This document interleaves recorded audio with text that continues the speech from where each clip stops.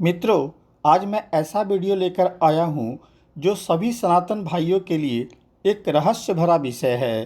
कारण कि इनके बारे में सभी जानकारी उपलब्ध नहीं होती है, परंतु जितना मैं एकत्र कर पाया वह सब आपको इस वीडियो में मिलेगा। विषय है नागा साधुओं का सच। मेरी वीडियो को पूरा सुने, इसमें आपको काफ़ी हद तक जानकारी मिल जाएगी। और ऐसे ही सनातन धर्म से जुड़ी बातों को जानने के लिए मेरे चैनल को लाइक, सब्सक्राइब और शेयर अवश्य करें। मित्रों, ध्यान से सुने। भारतीय सनातन धर्म के स्वरूप की नींव आदि गुरु शंकराचार्य ने रखी थी। उनके समय भारतीय जनमानस की दशा और दिशा उतनी अच्छी नहीं थी, परंतु उस समय भी भारत अपार धन संपदा से भरा था, जिसके लालच में बाहरी आक्रमणकारियों का नज़र यहाँ की धन मुद्रा पर था। कई आक्रमण भी हुए, जिससे भारत को काफ़ी नुकसान उठाना पड़ा। खासकर यहाँ के दिव्य मंदिर, धाम, मठ पर हमेशा आक्रमण का खतरा मंडराता रहता था। ऐसी स्थिति में शंकराचार्य ने सनातन धर्म से जुड़े चीज़ों की रक्षा के लिए कई कदम उठाए, जिनमें से एक था देश के चारों कोनों पर 4 पीठ का निर्माण करना, जो हमारे यहाँ अभी गोवर्धन पीठ, शारदा पीठ, द्वारिका पीठ और ज्योतिर्मठ पीठ के नाम से जाना जाता है। इसके बाद आदि गुरु ने मठों मंदिरों की संपत्ति को लूट से बचाने के लिए विभिन्न संप्रदायों की सशस्त्र शाखाओं के रूप में अखाड़ों की स्थापना की। आदि गुरु शंकराचार्य को लगने लगा था कि सामाजिक उथल पुथल के इस युग में केवल आध्यात्मिक शक्ति से ही इन चुनौतियों का मुकाबला करना काफ़ी नहीं है। उन्होंने जोर दिया कि युवा साधु व्यायाम करके अपने शरीर को सुदृढ़ बनाएं और हथियार चलाने में भी कुशलता हासिल करें। इसीलिए ऐसे मठ बने जहां इस तरह के व्यायाम या शस्त्र संचालन का अभ्यास कराया जाता था, जो अखाड़ा के नाम से जाना गया। इस अखाड़े के योद्धाओं ने सुरक्षा कवच का काम किया। इसमें तैयार साधुओं ने कई बार आक्रमण से मंदिर और मठों को बचाया। भारत में कई अखाड़े हैं जिनकी चर्चा मैं आगे करूंगा।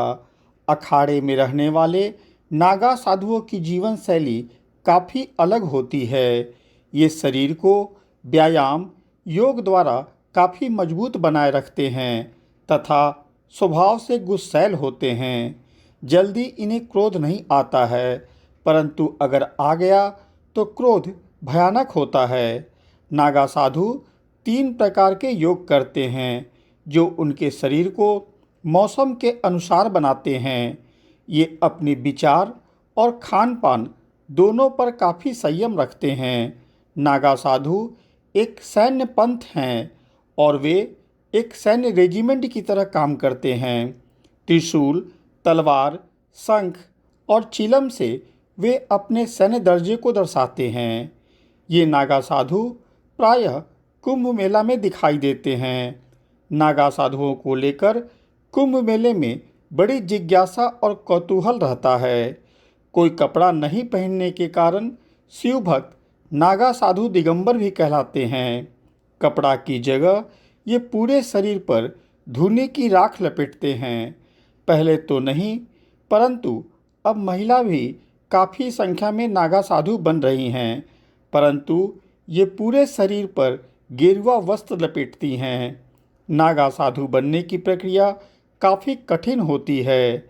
नागा साधु का पहला शर्त होता है पूर्ण ब्रह्मचर्य का पालन करना।